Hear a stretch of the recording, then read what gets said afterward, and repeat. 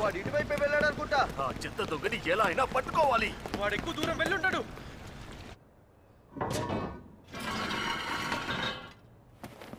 అందరూ సన్నాసులే. నేను దేన్ని పాడు చేయట్లేదురా, బుర్ర తక్కువ ఎదవల్లారా.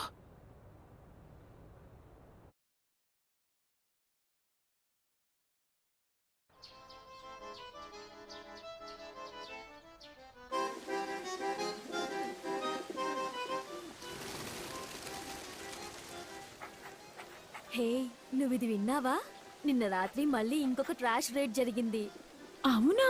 ఎవరి ఇలా ప్రతిసారి చెత్తను దొంగిలించుకొని తీసుకుపోతున్నాడు? ఖచ్చితంగా వాడు తక్కువ జాతి వాడై ఉంటాడు.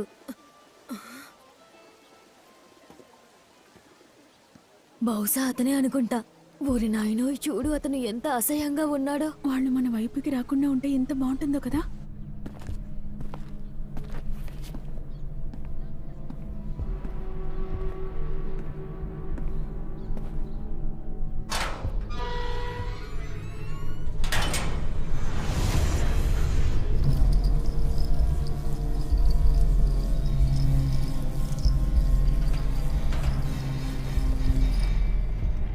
సిటీ మొత్తం దాని గురించే మాట్లాడుతున్నారు. అవును, ఆ ట్రాష్ రైడర్ గురించేగా. అది వాడే అయ్యుంటాడా? ఇలాంటి పనులు చేయడం ఆపేస్తే బాగుంటుంది. వాడి వల్ల మనం చిక్కుల్లో పడేలా ఉన్నాం. రుడో, నువ్వు మళ్ళీ ఆ చెత్తను తీసుకోవడానికి వెళ్ళావా? శివ, నువ్వా? ఆ సిటీ వాళ్ళందరూ ట్రాష్ మేనేజ్మెంట్ విషయంలో ఎంతో సీరియస్ గా ఉన్నారు. వాళ్ళకి దొరికితే నేనేం చేస్తారో చెప్పక్కర్లేదనుకుంటా. అయినా నువ్వెప్పుడు వాళ్ళ చెత్త దగ్గరికి ఎందుకు వెళ్తావు? డబ్బున్న వాళ్ళంతా మంచి వస్తువుల్ని కూడా చెత్త అని విసిరేస్తున్నారు. వాళ్ళని చూస్తుంటే నాకు జాలేస్తోంది. దానివల్ల నేను బతకడానికి కావాల్సిన డబ్బులు వస్తున్నాయి. నీకు నిజంగా చెత్త అంటే ఇష్టమా రుడో? లేదు, నిజానికి అలా అని కాదు. కంపేంట్రా ఇంత ఘోరంగా ఉంది.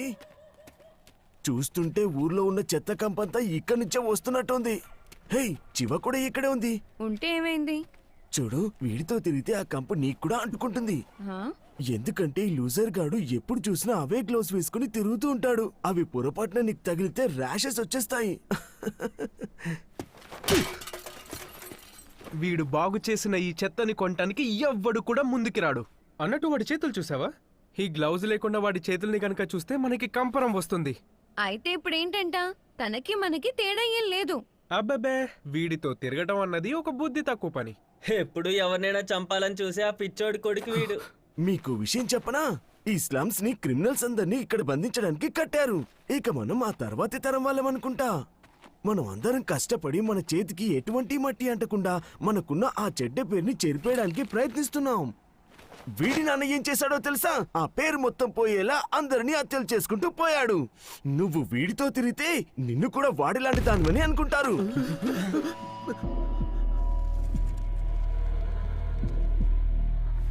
వీడి కళ్ళు చూడు, అచ్చం క్రిమినల్ కళ్ళలా ఉన్నాయి. చెట్టుకు తగ్గ కాయని పెద్దలు అంటుంటారు కదా. నువ్వు కూడా ఏదో ఒక రోజు ఒక హంతకుడు అవుతావులేరా, పిచ్చి వెదవా. అసలు నేనెందుకు?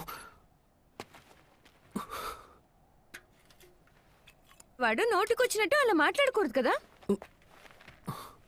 నువ్వసలు మీ నాన్నలా కానే కాదు. నాకు నీ మీద నమ్మకం ఉంది.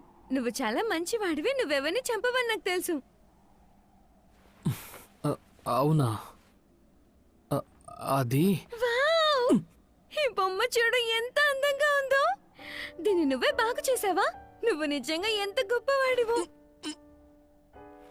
అది నేనేమనుకున్నానంటే, హ? నిజానికి ఒక్క బొమ్మ మాత్రం అమ్మడానికి కాదు. నేనేమనుకున్నానంటే, జీవా, అమ్మా, నువ్విక్కడేం చేస్తున్నావు? పద, ఇంటికి వెళదాం. ఓకే, మనం తర్వాత కలుద్దాం. ఆ అబ్బాయికి దూరంగా ఉండమని నీకు చెప్పాను కదా. చెప్పావు కానీ అమ్మా.